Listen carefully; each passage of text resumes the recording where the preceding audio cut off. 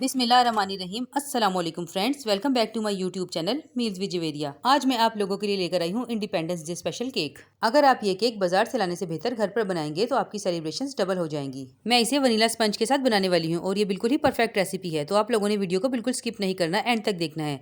और जिन फ्रेंड्स ने अभी तक सब्सक्राइब नहीं किया है वो प्लीज़ सब्सक्राइब कर दें और बेल आइकन को प्लीज़ ज़रूर ऑन कर दें, इससे हमारी हौसला अफजाई होती है। शुक्रिया।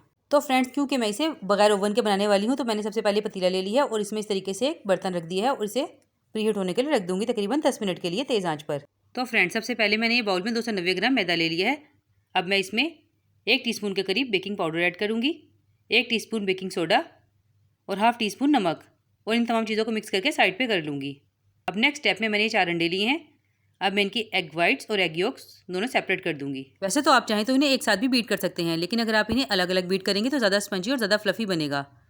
अब मैं एग योक्स के अंदर 1 टेबलस्पून वनीला एसेंस ऐड करूँगी और चीनी जाएगी इसमें तकरीबन 200 ग्राम। ये हम 3 स्टेप्स में ऐड करेंगे, थोड़ी थोड़ी करके। जैसे ही बैटर स्मूथ होता जाएगा हम इसमें साथ साथ चीनी ऐड करते रहेंगे। चीनी हम इसमें पीसी हुई इस्तेमाल करेंगे।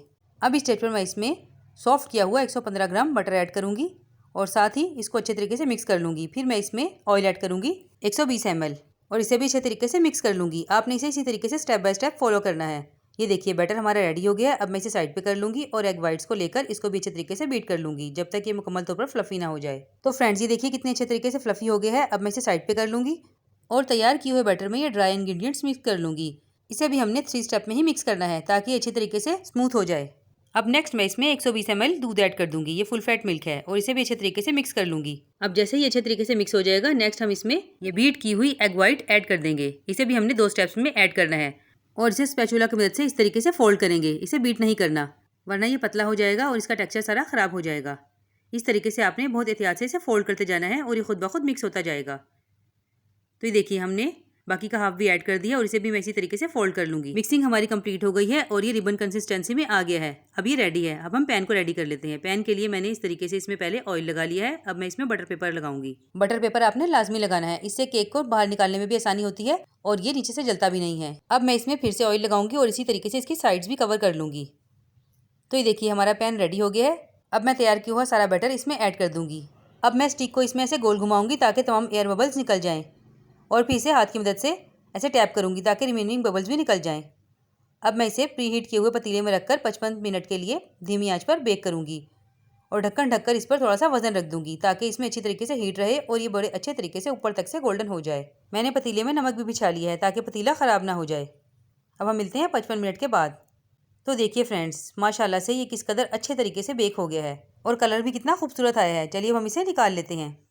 तो देखिए फ्रेंड्स, अब मैं इस पर इस तरीके से प्लेट रखूँगी और इसे ऐसे प्लेट में ट्रांसफ़र कर लूँगी। क्योंकि हमने इसमें बटर पेपर लगाया था इसलिए बासानी ये बाहर आ जाएगा। और ये देखिए, नीचे से भी माशाल्लाह से किस कदर खूबसूरत बेक हुआ है। बिल्कुल परफेक्ट गोल्डन कलर है। जिस तरीके से मैंने आपको बताया है इसे फॉलो करना थोड़ा सा मुश्किल तो है, लेकिन ये बहुत ही परफेक्ट और बहुत ही अच्छा बनकर तैयार होता है। अगर आप थोड़ी सी मेहनत कर लेंगे तो आपका केक भी बिल्कुल इतना ही परफेक्ट बनकर तैयार होगा। मैं इसे जाली पर रखकर आधे घंटे के लिए ठंडा कर लूँगी और आधे घंटे के बाद मैं आपको इसे काट कर दिखाती हूँ कि ये अंदर से भी किस कदर खूबसूरत है।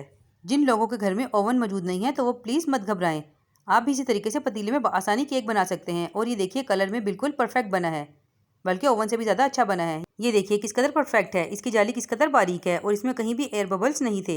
ये इसके परफेक्शन की निशानी है। ये देखिए माशाल्लाह से बिल्कुल परफेक्ट तैयार हुआ है। मैंने इसे 2 लेयर्स में कट किए हैं, आप चाहें तो इसे 3 लेयर्स में भी कट कर सकते हैं, वो ज़्यादा सॉफ्ट तैयार होगा। मेरे पास क्योंकि फ़िलहाल क्रीम कम थी तो इसलिए मैंने इसे 2 लेयर्स में ही कट किया है। अब मैं इसे ऊपर से थोड़ा सा कट कर लूँगी ताकि ये बिल्कुल प्लेन हो जाए और हम आसानी इसका केक तैयार कर सकें। और ये ऊपर के लेयर्स ज़ाया नहीं करूँगी, मैं यूँ ही बच्चों को दे दूँगी और मेरे बच्चे बहुत शौक से इसे खा लेंगे। तो फ्रेंड्स, केक हमारा रेडी है। अब हम इसकी क्रीम की तैयारी कर लेते हैं।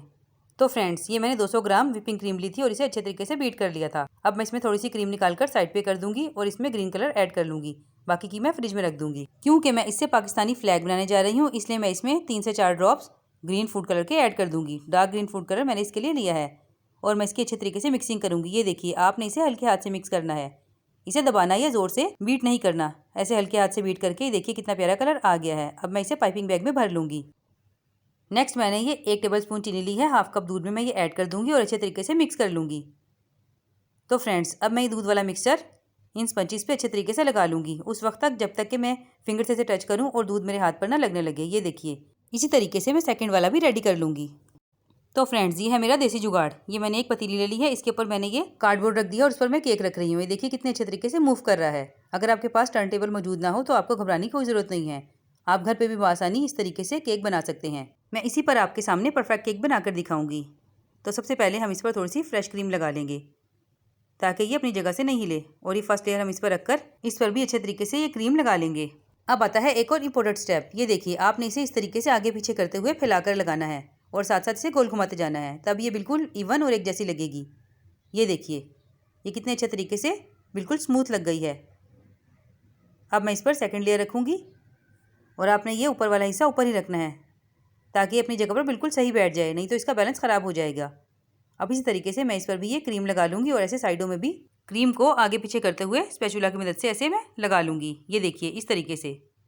तो ये देखिए फ्रेंड्स, क्रीम हमारी अच्छे तरीके से लग गई है। अब मैं इसे फ्रिज में 10 मिनट के लिए सेट होने के लिए रख दूँगी। तो ये देखिए फ्रेंड्स, केक हमारा स्टेबल हो गया है। अब मैंने पाइपिंग बैग में क्रीम भर ली है और मैं इस तरीके से नोज़ल लगाकर इस पर छोटे छोटे फ्लावर बना रही हूँ। आपने इसे बिल्कुल ही पास पास बनाना है ताकि नीचे से बिल्कुल भी नज़र ना आए और इसकी लुक बहुत अच्छी और शानदार लगे। ये नोज़ल्स और पाइपिंग बैग्स बाजार से बआसानी और काफ़ी सस्ते मिल जाते हैं। अगर आप चाहें तो ये ले लीजिए, और जो ना अफोर्ड कर सके या बाजार से ना लेना चाहें वो मुझे कमेंट्स में ज़रूर बताएं। मैं उन्हें घर पर ही वेस्ट मटेरियल से बआसानी ये सब बनाना सिखा दूंगी। तो फ्रेंड्स, केक हमारा तकरीबन रेडी हो गया है। अब मैं इस पर इस तरीके से साइड में एक बॉर्डर बना दूंगी और इसे फ्रिज में कम से कम 6 घंटे के लिए सेट होने के लिए रख दूंगी। अगर आपके पास टाइम कम हो फिर भी आप इसे कम से कम 2 घंटे के लिए ज़रूर रखें।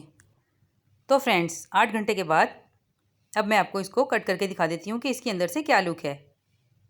ये देखिए माशाल्लाह से किस कदर अच्छा और सॉफ्ट बनकर तैयार हुआ है। और ये देखिए इसकी लुक भी कितनी शानदार है। उम्मीद करती हूँ मेरी ये केक की रेसिपी आप लोगों को पसंद आई होगी। अगर पसंद आई हो तो प्लीज़ लाइक शेयर सब्सक्राइब करना मत भूलिएगा। फिर मिलूँगी आपसे ऐसी ही मज़ेदार रेसिपी के साथ। तब तक के लिए अपना बहुत ख्याल रखिएगा, दुआओं में याद रखिएगा। अल्लाह हाफिज़। पाकिस्तान जिंदाबाद।